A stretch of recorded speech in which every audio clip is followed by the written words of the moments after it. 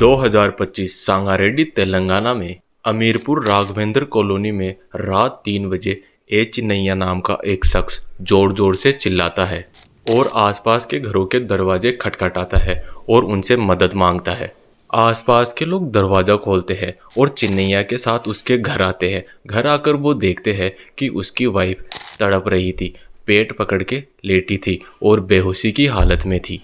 पड़ोसी अब चिन्नैया से पूछते हैं कि यह कैसे हुआ, तो चिन्नैया बताता है कि रात को हमने पेरुगन्नू खाया था। पेरुगन्नू एक साउथ इंडियन डिश है। उसे खाने के बाद शायद इन्हें फूड पॉइजनिंग हो गई है। पड़ोसी चिन्नैया की वाइफ रजिता को लेकर अब हॉस्पिटल जाते हैं, लेकिन चिन्नैया वहीं रुक जाता है। चिन्नैया को पूछने पर चिन्नैया बताता है कि मेरे बच्चे अभी यहीं सो रहे हैं, मैं उनको छोड़कर नहीं जा सकता। चिन्नैया उन्हें बताता है कि वो सो रहे हैं लेकिन हिलडुल नहीं रहे। अब यह सुनकर पड़ोसी बच्चों के पास जाते हैं और बच्चों को देखते हैं तो वह पाते हैं कि बच्चे हिलडुल नहीं रहे और जब उनकी सांसें चेक की जाती है तो वह मृत बता दिए जाते हैं। पड़ोसी अब जल्दी से जल्दी पुलिस कंप्लेन करते हैं और पुलिस को सारी बात बता देते हैं। दूसरी साइड चिन्नैया की हालत रो रो कर बहुत बुरी हो रखी थी। किसी इंसान के परिवार में ऐसी हालत हो तो नॉर्मल सी बात है कि वो रोएगा और दुख में रहेगा।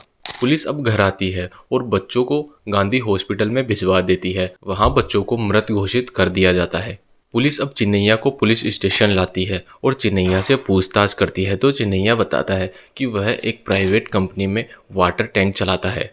वह आज भी रोज की तरह रात 10 बजे घर से काम के लिए निकला, जहां उसे टैंकर को सांगारेड्डी से हैदराबाद के चेन्ना नगर पहुंचाना था और इस काम के लिए रात को 9 बजे कंपनी से चिन्नैया के पास एक कॉल भी आया था। काम खत्म होने पर रात 3 बजे चिन्नैया घर आता है। उसकी वाइफ रचिता दरवाजा खोलती है तो चिन्नैया देखता है कि वह दर्द से तड़प रही थी और पेट पकड़ के रो रही थी। चिन्नैया के पूछने पर रचिता बताती है कि हमने रात को पेरुगन्नू खाया था, उसके बाद से हमारी तबीयत बहुत ज़्यादा खराब है। पेरुगन्नू में दही डलता है और वो दही मार्केट से लेके आए थे। तो रचिता बताती है कि शायद उस दही की वजह से हमारे यह दिक्कत हो गई है। चिन्नैया रजिता की बात सुनकर अब सीधा बच्चों के पास जाता है और बच्चों को देखता है। बच्चे हिल नहीं रहे थे। अब वह दौड़कर पड़ोसियों के पास जाता है और उन्हें बुलाता है। यह बयान सुनने के बाद पुलिस को थोड़ा थोड़ा समझ आने लगता है, लेकिन पुलिस के पास अभी भी बहुत सारे सवाल थे क्योंकि अभी केस सोल्व हुआ नहीं था। पुलिस वाले चिन्नैया से पूछते हैं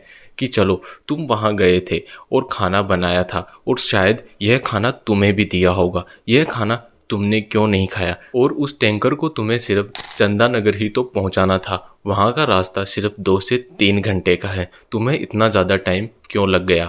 इस बात पर चिन्नैया पुलिस वालों को बताता है कि हाँ, मैं खाना टिफ़िन में पैक करवा कर लेकर गया था, लेकिन मुझे खाने का टाइम नहीं मिल पाया, इसलिए मैं खाना नहीं खा पाया और रात को ट्रैफिक बहुत ज़्यादा था, इसलिए मैं बहुत ज़्यादा लेट हो गया और मुझे घर आने में इतना टाइम लग गया। बयान लेने के बाद पुलिस का सीधा शक अब चिन्नैया पर जाता है। थोड़े देर बाद बच्चों की पोस्टमार्टम रिपोर्ट आ जाती है। पोस्टमार्टम रिपोर्ट में कुछ ऐसा था जिसे सुनकर आप भी हैरान हो जाओगे।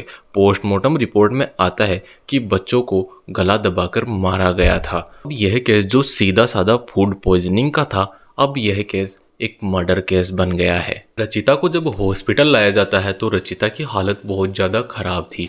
अब उसे आईसीयू में एडमिट किया जाता है। रचिता का अब पेट साफ किया जाता है और यूरिन और ब्लड सैंपल भी लिया जाता है और 3-4 घंटे बाद उनकी रिपोर्ट आ जाती है। रिपोर्ट में सब कुछ वैसे तो नॉर्मल आ रहा था। चिन्नैया अब पुलिस स्टेशन से हॉस्पिटल आता है और रचिता के बारे में पूछता है तो बताते हैं कि अभी सब नॉर्मल है। डॉक्टर से अब चिन्नैया पूछता है कि उनको छुट्टी कब मिलेगी, तो डॉक्टर बताते हैं कि अभी एक रिपोर्ट आएगी। उस रिपोर्ट का नाम है टॉक्सिकोलॉजी। उसके बाद ही हम बता सकते हैं कि इनको छुट्टी कब दी जाएगी। दूसरी तरफ पुलिस अपनी जांच जारी रखती है और देखती है, चिन्नैया का टैंकर चेक करती है, चिन्नैया के बारे में आसपास पूछताछ भी करती है, लेकिन चिन्नैया के खिलाफ अभी कोई भी सबूत नहीं मिला था। अब खाने की रिपोर्ट और साथ में टैक्सोलॉजी की रिपोर्ट भी आ जाती है। अब खाने में ऐसा कुछ नहीं मिला हुआ था जिससे किसी की जान जा सके। अब चिन्नैया पर शक बहुत ज़्यादा बढ़ गया था और यह सवाल आ रहा था कि बच्चों की जान कैसे जा सकती है और बच्चों की जान अगर किसी ने ली है तो वो क्यों ली है, क्या वजह हो सकती है।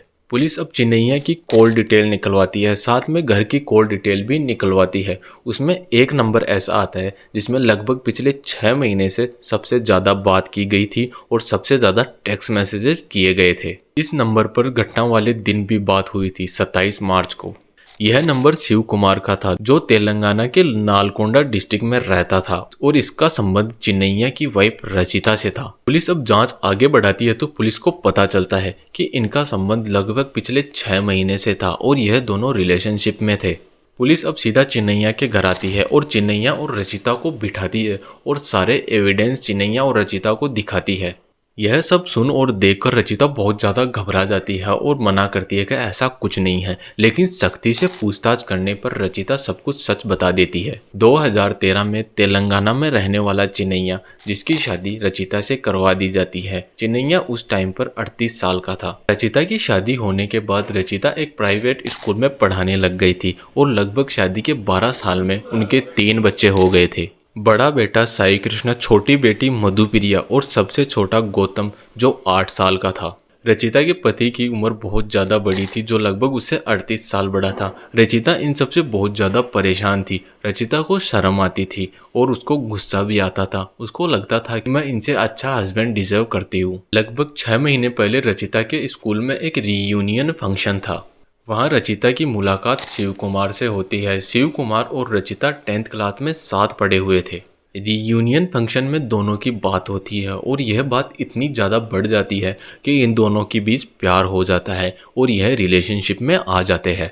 रचिता और शिव साथ में घूमते और दोनों फिजिकल भी होने लगे थे। रचिता को अब शिव कुमार से बहुत ज़्यादा प्यार हो गया था। वह अब शिव कुमार के साथ ही रहना चाहती थी और शिव कुमार से ही शादी करना चाहती थी। जब रचिता शिव कुमार को शादी के लिए बोलती है तो शिव बोलता है कि मैं तुम्हें 3 बच्चों के साथ नहीं अपना सकता, अगर तुम उन्हें छोड़कर आ सकती हो तो मैं तुमसे शादी कर लूंगा। और रचिता इस शर्त के लिए हाँ बोल देती है और मान जाती है। रचिता बताती है कि 27 मार्च को जब चिन्नैया काम पर चले जाते हैं तो वह एक एक करके अपने बच्चों को घर के अंदर बुलाती है। पहले तो वह सबसे बड़े बेटे को बुलाती है और उसका तौलिए से गला दबाकर उसको मार देती है। उसके बाद में उससे छोटे बेटे को बुलाती है और उसका भी सेम वही हाल करती है। लास्ट में सबसे बड़े गौतम को बुलाकर उसका भी तौलिए से गला दबा देती है और उसको जान से मार देती है। और रचिता दिमाग लगाती है कि बच्चों के साथ साथ अब उसको खुद को भी बीमार करना था, इसलिए वह खुद को भी बीमार कर लेती है और फूड पॉइजनिंग का बहाना बनाती है। रचिता यह करने से पहले शिवा को भी बताती है, लेकिन शिवा ने उसे यह करने के लिए मना नहीं किया और ना ही उसे रोकने की कोशिश की, इसलिए शिवा भी उतना ही दोषी था जितनी रचिता है। रचिता से जब पूछा जाता है कि तुमने उन्हें मारा क्यों, इससे अच्छा तो तुम उसे डिवोर्स दे देती, तो रचिता ने बताया कि डिवोर्स में बहुत ज़्यादा टाइम लगता है और मेरे पास इतना टाइम नहीं था।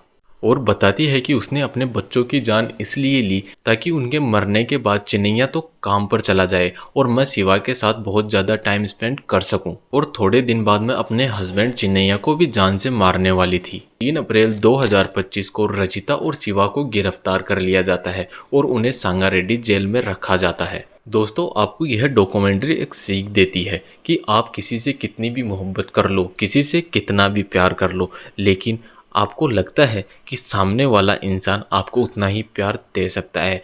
आपने चिन्नैया और रचिता की कहानी देखी है, इसमें देख सकते हैं एक औरत दूसरे से प्यार करने के चक्कर में अपने बच्चों की जान तक ले लेती है। अगर आपको यह वीडियो अच्छा लगा है तो वीडियो को लाइक करें, चैनल को सब्सक्राइब करें और मिलते हैं हम अपनी नेक्स्ट वीडियो में।